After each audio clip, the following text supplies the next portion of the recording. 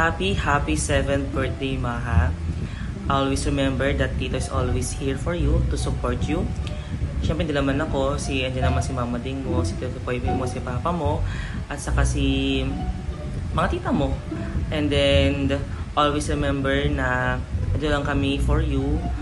And then, be a good girl, enjoy your day. And Tito always love you.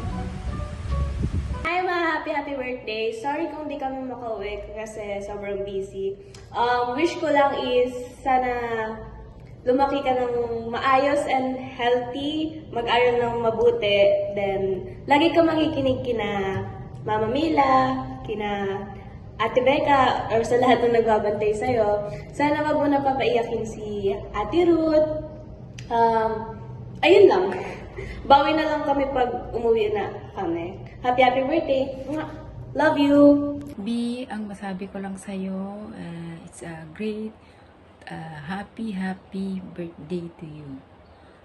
Ang ma-advise ko lang, mag-aral kang mabuti, galingan mo sa school, huwag pasaway ko, B. Dalawa din kayo ni Ate Ruth, ha? Mag-aral kayo mabuti.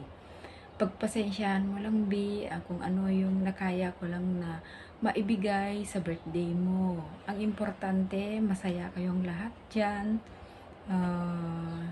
Ayun, makikita ko lang na okay kayong lahat. At masaya ka din. Tinupad namin yung pangarap mo na gusto mo din na mag-debut ng 7th birthday mo na katulad din ni Ate Ruth. So, wala ka nang masabi ko, B. Pareho na kayo ni Ate Ruth ng birthday.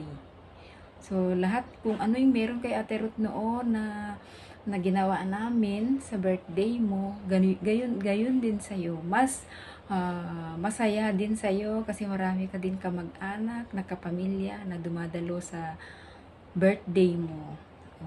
Pasensya kayo, Biha, na wala ako sa tabi nyo, na hindi ko kayo maalagaan. Dito ako sa malayo para sa inyo. Nagtatrabaho ako dito sa abroad para sa inyo. Nandiyan naman si Ate Becca at saka si Ate Tia. Wag lang kayo pasaway, ha? Dapat matuto na kayo ng trabaho nyo ni Ate. Pagpasensyahan mo lang sila, Ate Becca, mga bata namin dyan, mga anak ko.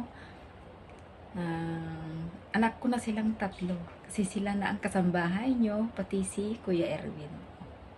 And lahat-lahat po ng kasambahay dyan sa bahay, magandang umaga sa inyong lahat. Maraming salamat. God bless.